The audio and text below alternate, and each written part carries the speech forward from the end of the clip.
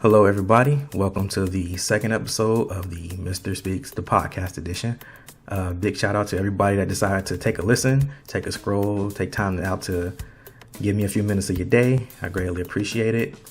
I'm not entirely sure how this is going to go, but I'm still going to keep it going because I like to talk and hopefully, decide to listen. So if it's something that you're into, give it a like, give it a share. Even if it's something you like or you think it sucks and you want to just flame me up. Share it too, put it on everything. Every little bit of exposure helps, and I'm just trying to continue to get better and better. This episode is going to be more anime based, and I want to thank my friend James Sneed for giving me the idea to talk about anime. I'm going to get into it. I'm going to not try to ramble on too long, but I'm going to get right into anime. First, I want to start by listing the anime that I'm currently watching. Don't be too mad at me. I'm just now getting into My Hero Academia, watching it. I'll admit I definitely missed the boat on that. Just haven't had a lot of time to watch a lot of new stuff. Between work, school, family time, don't get a lot of time to watch stuff, but I am going to watch it. It's on Hulu, so I don't have an excuse. I don't have a Crunchyroll or nothing like that, so if one of my friends do, drop that link. Hit your boy up, man. I'll watch it on y'all account. No problem. One I'm currently watching is Saint Seiya, the new season. It picks off where the last one left off. It's pretty interesting, I say. It has, I don't want to spoil it, but it's definitely very interesting. They focus more on the Gold Knights. We have a new Pegasus Knight. For life, I can't remember his name right now, but and Hades was reincarnated from a kid named Alone, and they call him Hades in the show. Maybe that's a translation thing or a cultural thing, but I don't know, that kind of bugs me, but it's all good, and it's subbed, so I have no problem watching it subbed. Would I prefer it dubbed? Maybe, but I could watch sub no problem. I could read pretty fast, so whenever there's action on the screen, it only takes about a second to look at the words and then look back at the screen. I can multitask like that. So the argument of sub versus dub, man, whatever floats your boat, just do it. Just don't bash each other, I guess. Like that's gonna help. But that's the main one I'm watching right now due to lack of time and stuff. I haven't even read a lot of good ones either. But anyway, I digress. With this topic in particular, me and a couple of my friends, we got into a debate on different types of anime, and the main one that was brought up was Dragon Ball Z. A lot of us, love Dragon Ball Z as kids, but now as we're getting older, people are being very, very critical of it. And we got on a topic of talking about protagonists from different types of anime, from Fairy Tail, Bleach, Naruto, all of those. And it's the standard, who will win the fight, blah blah blah, why X character sucks, and blah blah blah blah blah. So we got into the topic of Goku as a protagonist, and before I get into Goku himself, we all had our different opinions on what makes a good protagonist. So I'm going to get into mine. What makes a good protagonist to me, not even just anime based, but just a good protagonist, like the people who we root for. We know that in the end, good triumphs over evil in the majority of the cases. But what makes a good protagonist is his ability to grow and change as the story demands it. Him to learn, have lasting effects. Sometimes you even see him fail, not only because it's good to see the hero fail or fall sometimes, but some of our greatest learning comes from our mistakes. We want to see the hero grow and change as that cause, and not only be like a temporary, I'm only like this just for this arc, but I'll go right back the same. You learn from that. Things like have lasting effects on you. And this got me thinking about different protagonists. When we think of Goku, in a scope of Dragon Ball Z, the plot of Dragon Ball Z never calls for Goku to change who he is. Now, I don't think that's particularly quote unquote Goku's fault. It's just the way the story is set up. Because to me, the more I thought about it, Dragon Ball Z is the story of the side characters. I think there was something that was written that says, in the end, Dragon Ball Z was meant for Gohan to become the main protagonist anyway. But I'm just thinking about it in the scope of the whole show, Dragon Ball Z. I'll even start with Dragon Ball. The story of Dragon Ball, the original before Z. We are shown Goku. Goku is just this kid with immense strength from another planet, which we don't know yet, who wants to become stronger, become better as a martial artist. And when we're taken on that journey, he meets Krillin, Master Roshi. They train him. He learns these different types of fighting styles, and every opponent he meets has a different type of fighting style. So he has to learn and adjust and counter those fighting styles. It's not necessarily about power levels yet in that. He has to, adapt to these new fighting styles and get better as a protagonist and get stronger. So he learns and adapts those different types of techniques that he learns and sees, and he becomes a better martial artist because of that. And that was great in the realm of Dragon Ball, because that's what the story demanded of him. Now you kind of start to see a tonal change when towards the end, where Piccolo comes and, it's more and more about beam struggles and, power levels in a sense.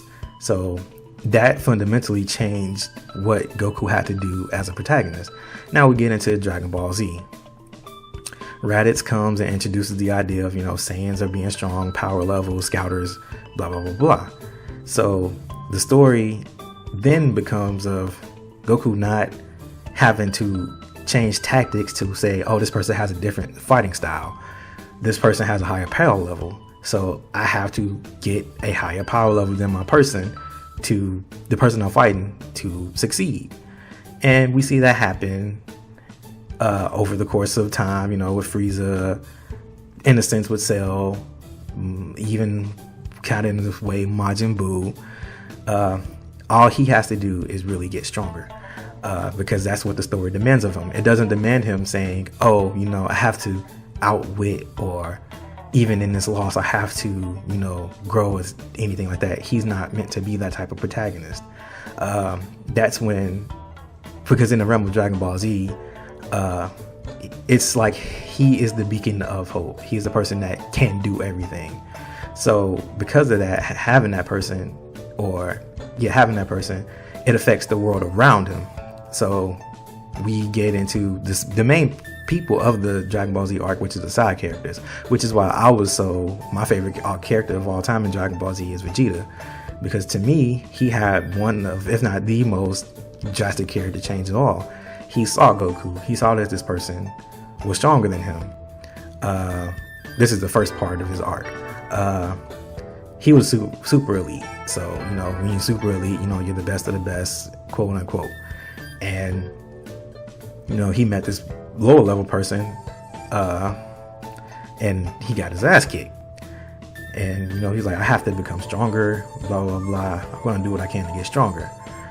In the meantime, he's dealing with, Frieza. He has his own arc because, Frieza destroyed planet Vegeta, and in the end, he wanted revenge for his planet. So he goes to Namek, trying to get the Dragon Balls in order to get stronger, become immortal to defeat Frieza. He does all this. He goes through all the trials of Namek, and through fighting with Goku and the rest of the crew, which he only used them as meat shields anyway, he finally gets stronger, but not strong enough to defeat Frieza. And you see that doubt set in when Frieza takes his final form, whoops his ass, kills him, and he reveals to Goku that you're not just a regular person. You're a Saiyan. You have to do this. He taught Goku that he's more than what he thinks he is, and in that he starts to see a sense of change, and he comes to Earth for a little bit anyway. He still, when he got to Earth and got wished back, he beat the crap out of Gohan and nobody did anything. They just stood there and watched as his kid got demolished. Then he meets Bulma, forms a family and has these other bonds. But in the end, he's still trying to, he's still out to prove that he's still the strongest, but he's going through all this change. Now his hubris does get him beat up when it comes to Cell. He let him transform, got beat up. Trunks got, blasted him off. And in the end of the day, he's the reason why Gohan even beat Cell with that blast to the head.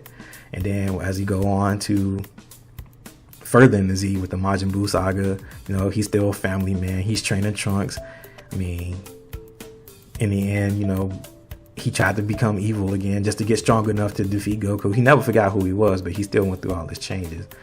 And he was the reason why Buu was resurrected in the first place. But, you know, he made the ultimate sacrifice, came back and was more, you know, willing to work with Goku because he knew, you know, I can't do this on my own. And that was his character development. Even with Piccolo was the ultimate evil from Dragon Ball. Well, if you want to get into the rebirth thing, you know, he was still Goku's ultimate rival. But even he knew, like, he had to team up with Goku to defeat, you know, Raditz. And in the end, he ended up training Gohan. And through that bond, you know, he started to become less and less evil, you know, become like the father figure Gohan never had, you know, become more team oriented, more of a field general, and just overall developed as a more character. Even Krillin, in a sense, you know, he knew what his role was. In Dragon Ball, you know, he wanted to become a world-renowned martial artist, but once the power gaps started to grow, he changed. Like, he knows, like, I'm not going to be able to do too much, but he still had to, you know, he still grew as a character to know, I know what my role is. I'm still going to do what I can, even in the face of people that can destroy the world in a thought. I'm still going to do what I can to help. Because, you know, Goku did inspire him to do better, but he still grew as a character. But that's what the plot demanded of him. So I always say that Dragon Ball Z is a show about the side characters, because the plot of Dragon Ball Z was not about Goku changing the world. It was the world being changed because of Goku. And that's when we get into, like, different types of anime. Even in Naruto, I wasn't a big fan of Naruto himself because, you know, his personality, you know, the believe it thing. Maybe that was a dub thing. But the plot of Naruto, he had tremendous character growth. Coming from a kid who was an orphan, you know, having the demon, the thin-tailed fox inside of him, he still had to learn and grow as a character. I mean, of course he was the main protagonist, so you know he was gonna always get stronger, but he had to overcome that, you know, feeling of being alone, embracing his friends and never giving up on them, because, you know, you've been alone. When you've been alone for all that time, you cherish those bonds. That's why he was so obsessed with Sasuke. And that type of thing infects other people. That's why he became friends with everybody in the end. That's why people love Naruto anyway, because Naruto changed the world around him and changed himself, and now he's the Hokage. A bad example of that is Fairy Tail. Now, I did enjoy watching Fairy Tail, but Natsu as a protagonist wasn't all that great, because I don't think the show was about Natsu anyway. I think it was more about Lucy. But Lucy had a little bit of trials to overcome, you know, trying to find out more about her mother and finding the guild and joining and all that. Now, I will admit the story of Fairy Tail gets a bit confusing in the end. I finished it, I read all of it, but Natsu as a protagonist, to me, sucked, because the plot never demanded Natsu to change. The plot only demanded Natsu get stronger. He did get some new fighting styles when he absorbed Lox's lightning. You know, he got new fighting techniques, but his character never had to change. With Gray, his character had to change. His main drive was getting revenge on.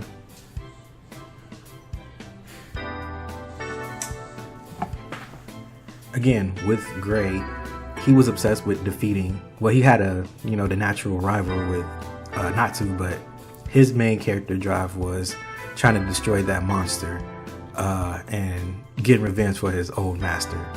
Now, after he got to that point when they got to the island where the monster was, his master came in and told him, like, you know, you're trying to destroy this demon, but the demon's already dead because I already killed him with that attack.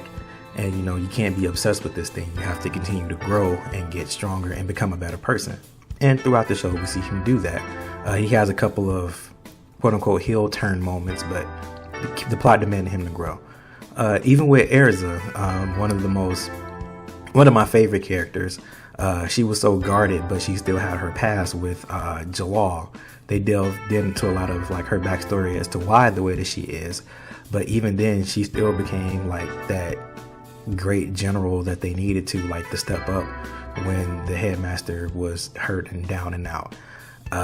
Even my actual favorite character, Gagio, he grew a lot as a character. You know, he was, you know, the typical kind of Vegeta-esque person where you start off as evil, but you know, you meet the main protagonist and you know, you become stronger, but the character demands that you care about something. And him and his relationship with the lady that, you know, her magic was to make words appear, and the way he got stronger and protected her, that was a great, you know, character turn for him. And the last one I'll talk about is with Bleach and Ichigo.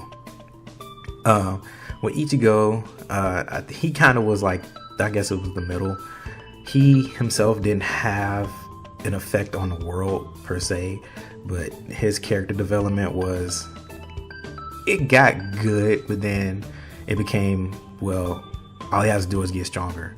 A lot of stuff was laid out for him, like up until the point of where, you know, his growth was cool to me up until the point after they went to Hueco Mundo when he fought Alukiora.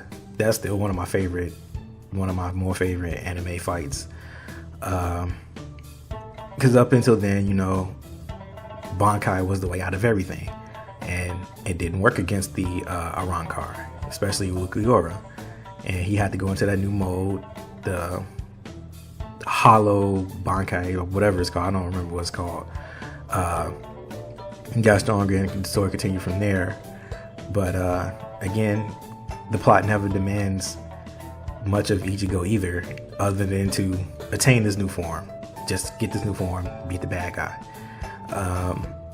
He did suffer a little bit of loss, especially when the bout era, where he had to put his power inside that badge. But even then, that was still kind of rushed. Even the whole ending of Bleach was just kind of rushed. I'm still confused on what happened with that. But this was one of the stories where, at least me looking back, I could be remembering this wrong, but not a lot of characters got development at all with that. Everybody was just kind of there. But I think Bleach suffered from having too many characters to probably try to focus down on either one, because everybody was so popular in their own right. You know, everybody liked, people were fans of Aizen, people were fans of Rukia, of everybody else. It was like a lot of characters, and with a story like that, when you have a lot of characters that people like and want to hear from, not everybody can get that treatment. So I think that's what Bleach's issue was, because you had that long fight with I cannot remember his name, but the guy who can make his sword turn into like really small fragments that looks like rose petals, and the guy, one of the well, I cannot think of their names. I'm so sorry. I'm putting all of my anime card on the table here because I cannot remember any of them. But the guy who he gets bigger and bigger. Him and the ice dragon person fought, and that took up like the majority of the end arc. But it all kind of ended randomly, and Ichigo and Inoue has a kid. Bam. That's it. Even though it was predicted that Ichigo was going to lose, and he was getting beat up the whole time, but he just did. He got that new form. They made this whole big thing about him having the new form, and it just didn't work because the evil guy said it wouldn't work. So, yeah, that was just Bleach's problem. And I can go on about into different more animes, but that, getting back to the original point of, was Dragon Ball Z a bad anime? I don't think it was a bad anime at all. I just think when we were kids, being stronger was the thing that drove us. So it's like, man, these people reaching the new power levels, and we get to see Super Saiyans. That's why we remember it, because we wanted to be strong at a point in time. But as we get older, our brains develop more, and we start wanting more from our protagonist. So, do I think Goku was a bad protagonist? No. I mean, I understand what Goku stood for.